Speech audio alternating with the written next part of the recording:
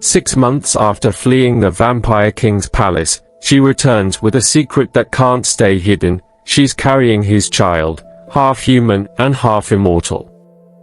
Her pregnancy could unite 2 worlds or ignite a war, and the king must choose between ruthless power and the one thing he never expected to claim, a family.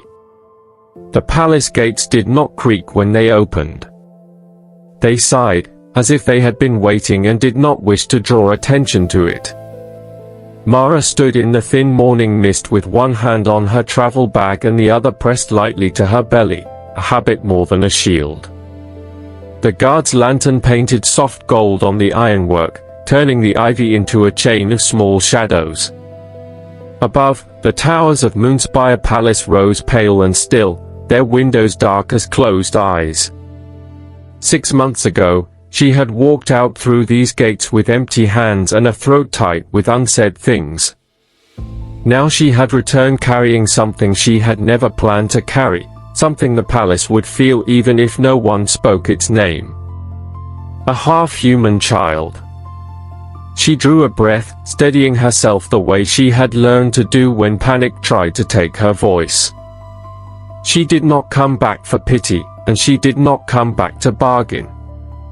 She had come back because running had stopped being courage and had started becoming fear disguised as movement. Inside the gatehouse, the first small difficulty found her immediately, as if the palace wanted to test the honesty of her resolve. "Name?" the clerk asked without looking up, his quill scratching across parchment. "Mara of Breinholt," she said. He paused. Not from recognition. She had never been important enough for that, but because her voice was quieter than he expected, and quiet things in Moonspire often meant secrets. Purpose? Mara felt the old instinct to make herself smaller, to offer a harmless lie that would let her pass and let her hide. But the palace had never been kind to lies. Even the stone seemed to remember. "To work," she said. "If there is still work for a human here." The clerk glanced up at last. His eyes were a dim garnet, the color of candlelight through red glass. A vampire, like most of the palace's scribes. He studied her face, then her cloak, then, briefly, too briefly for rudeness but long enough for her to feel seen, her belly. Mara's cheeks warmed. She held his gaze anyway. Dignity, she reminded herself, was not something people handed you. It was something you carried, even when your hands were full. After a moment, the clerk set his quill down and stamped her travel paper. "Service wing," he said, voice neutral. "Speak to Matron Elska. And, drink water. The corridors are long." It was a small kindness, offered without ceremony. Mara nodded once, thanked him, and stepped into the palace. Moonspire was quieter than most places, even in the hours when kitchens clattered and floors were scrubbed. Sound did not travel well here, as if the air itself listened. Pale tapestries drifted with a breeze that did not touch her skin. The chandeliers hung unlit, yet the halls were never truly dark. Moonstone set into the walls gave off a soft, milk-blue glow, enough to see by and never enough to feel fully safe. She had once found it comforting. Later, when she began to understand what she had gotten herself into, she had found it lonely. Now it felt like returning to a house where you had once been loved by someone who never learned how to say it. Matron Elska was in the kitchen courtyard, supervising the unloading of winter roots and sacks of flour. She was human, broad-shouldered, hair tucked in a scarf, her arms dusted with flour no matter how often she wiped them. When Mara approached, Elska's eyes narrowed in suspicion, the practical kind that kept kitchens running and servants honest. Then Elska's gaze sharpened, and her mouth fell slightly open. "Mara," she said, not loud, but with the weight of a door being unlatched. You left? I did. Mara swallowed. I'm sorry. Elska's face changed again, the suspicion softening into something like reluctant relief. She looked Mara up and down, taking in the travel-worn hem of her cloak and the careful way she stood. You look tired, Elska said, and then, with a bluntness that felt like safety, and you look like you're hiding something you can't keep hidden. Mara's fingers tightened on the strap of her bag. I'm not here to cause trouble. Elska snorted. Trouble comes here whether you invite it or not. Come. Sit before you fall on my stones and make me carry you.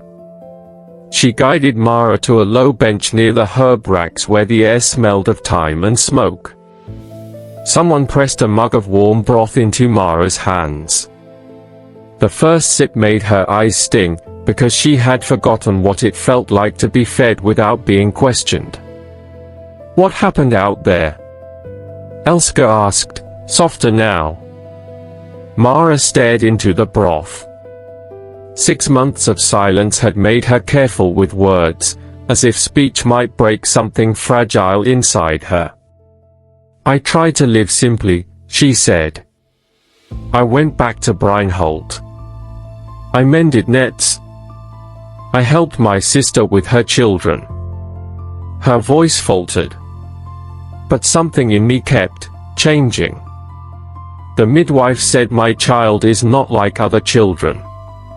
Elska's eyes flicked again to Mara's belly, and this time there was no attempt at pretending not to see.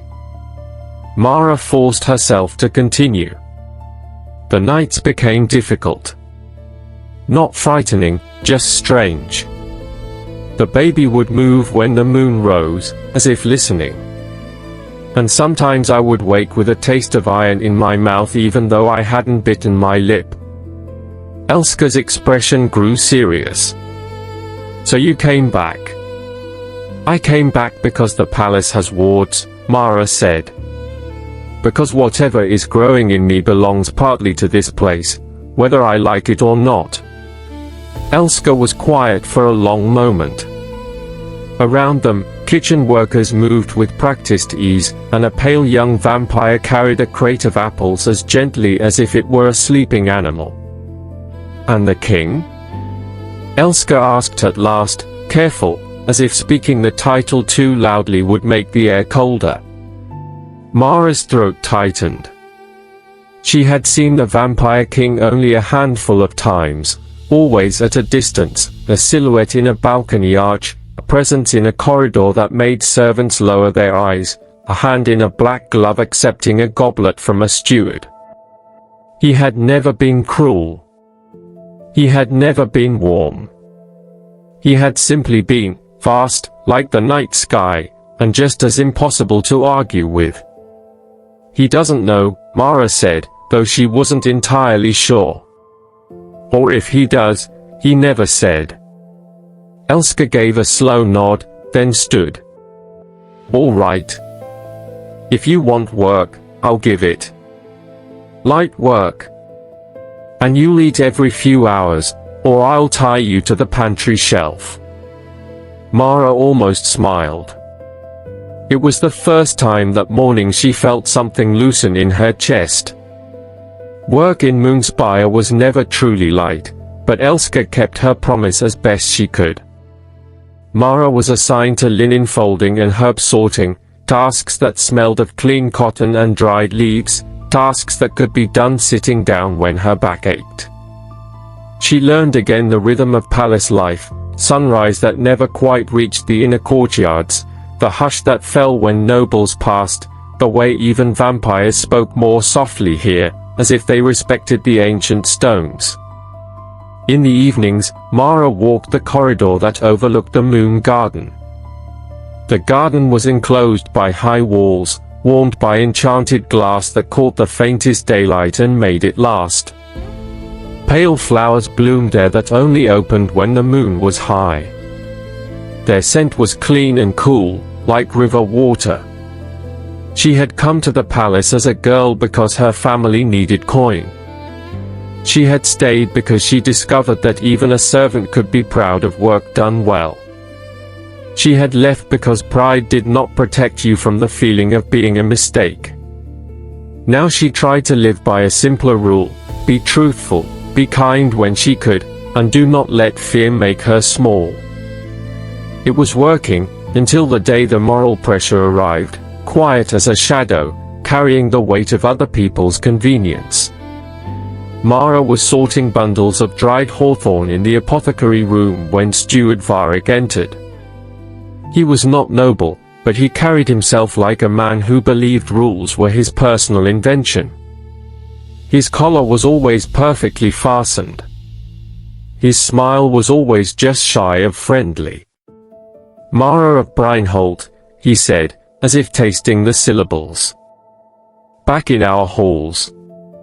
"Yes, steward," Mara replied, keeping her hands moving. It was easier to stay steady when her fingers had a task. Varric's gaze landed on the shelf where tinctures were lined like small stained glass windows. "The infirmary reports you've been requesting extra iron tonic." "It helps," Mara said simply. "And Matron Elska reports you have special circumstances." His smile sharpened. "Circumstances that could make your position here delicate." Mara felt the air thin around her, not with menace, but with expectation. She had seen this kind of moment in villages and in kitchens alike, the moment someone decided your vulnerability was a tool. Varric set a parchment on the table beside her herbs. "We have had a minor mishap," he said. A silver signet missing from the east drawing room. "A noble guest is distressed." "The palace does not enjoy distress." Mara looked at the parchment without touching it. "I wasn't in the East Wing." "I know," Varric said smoothly.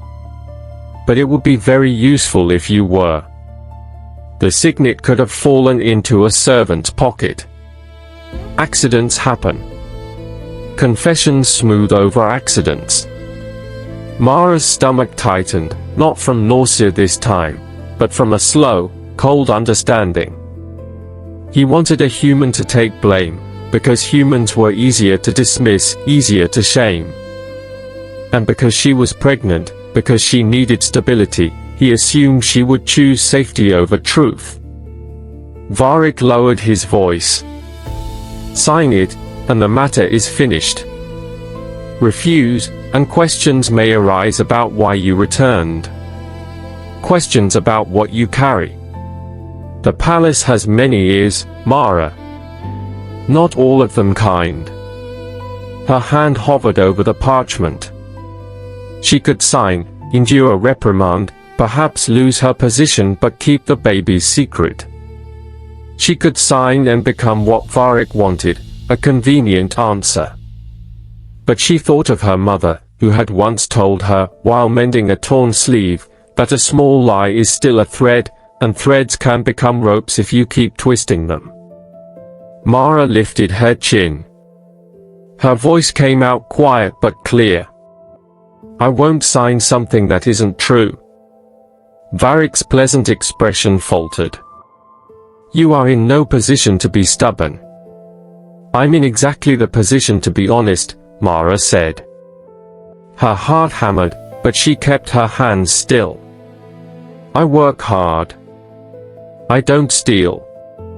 I won't take blame for someone else's carelessness, and I won't teach my child, whatever they become, that truth is something you trade for comfort." The words surprised her with their steadiness.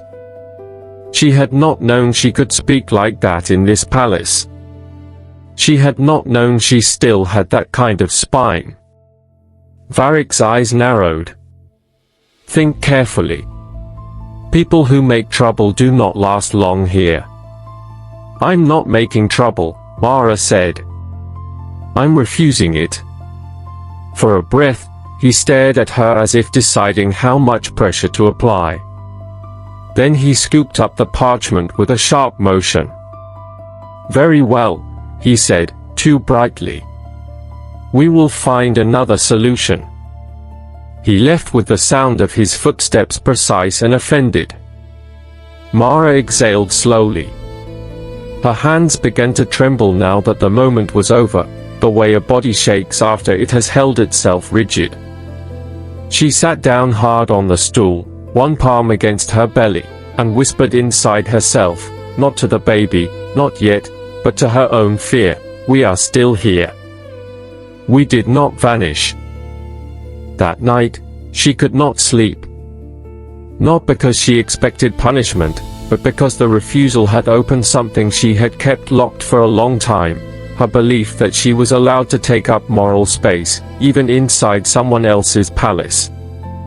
At dawn, she went to the East Wing on her own, not to spy but to understand. The corridor there was quieter, hung with portraits that watched without judgment. She walked slowly, listening to the hush of the palace. Near the drawing room, she noticed the cleaning grates along the baseboard, small iron mouths that led to drainage channels. A thread of fabric was caught there, a snag of deep blue velvet. Mara crouched with a sigh and eased the grate open. The air that drifted up was cool and smelled faintly of perfume and dust. She reached in carefully and felt her fingers close around something cold. A signet ring, silver and heavy, engraved with a crest she did not recognize. Mara sat back on her heels, turning the ring in her palm. She could have left it. Let Varric scramble. Let someone else take the fall. She had already done her brave part by refusing. But courage that ends when the danger passes is often only pride dressed up. She closed her fingers over the signet and stood, bracing herself before walking. Each step down the corridor felt like choosing something again and again, to be the kind of person she wanted to be, regardless of what the palace made convenient. In the antechamber outside the steward's office, she waited while a pale young page, no more than 16 by human counting, his eyes a cautious grey, announced her. He glanced at her belly with open curiosity, then looked away quickly, embarrassed. When Varric finally allowed her in, his smile returned, brittle. "Have you reconsidered?" Mara held out the ring on her open palm. It was in the drain grate by the east drawing room. Someone's cloak must have snagged. It fell. For a moment, Varric stared as if he could not comprehend a human solving a problem without being told. Then his eyes flicked to Mara's face, and something like calculation settled there again. "You went where you were not assigned," he said. "I went where truth led," Mara replied. "You can return it and tell the noble guest the palace is careful after all." Varric snatched the ring and closed his fist around it. "This does not erase your insolence." "It isn't insolence," Mara said, and surprised herself by softening her tone. "It's self-respect. I'm not asking for favors. I'm asking to be treated like a person." She turned to leave before he could answer, her knees already aching. At the door, she paused, not because she wanted his approval, but because she wanted to finish the conversation cleanly, without bitterness. "And steward," she added, "my child is not your leverage." She stepped into the corridor, and only then did she notice she was not alone. Across the hall, near a tall window of moon glass, stood Lord Cassian, the king's chamberlain. He was a vampire of old bearing, his hair white as frost, his expression composed. Mara had seen him only at distances, gliding through ceremonial rooms like a living piece of the palace itself. His eyes were on her, not hungry, not cruel, just attentive in a way that made Mara feel strangely steady, as if being truly seen was not the same as being judged. He inclined his head, a gesture so small most people would have missed it. "Mara of Breinholt," he said. "Walk carefully. The east wing floors have been polished. It sounded like nothing. A warning about slippery stone. A polite dismissal. But as Mara walked away, she realized something else. He had used her name. He had chosen to speak to her as if she belonged in the same corridor as him, not as if she were invisible. The following days passed without open consequence. No one dragged her to a tribunal. No one whispered loudly in her hearing. Yet the air around her shifted in subtle ways, like a draft changing direction.